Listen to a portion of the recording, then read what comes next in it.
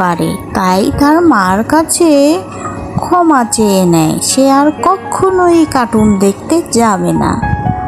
তাই তার মা তাকে আদর করে বলল, ঠিক আছে বাবা, তুমি তাহলে এখন থেকে ডাক্তারের কথা মতোই চলবে।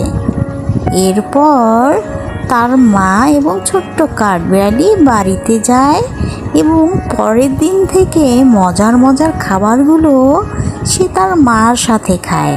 সে আর কখনোই কার্টুন দেখে না, কি মোবাইলটাও হাতে নেয় না।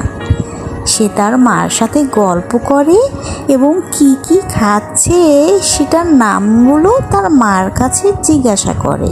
দিন দিন সে খাবারের প্রতি একদম মনোযোগী হয়ে যায়। সে পেট ভরে খাবার খায়, সে আর এদিকে ওদিকে কোথাও তাকায় না। তার মার সাথে সব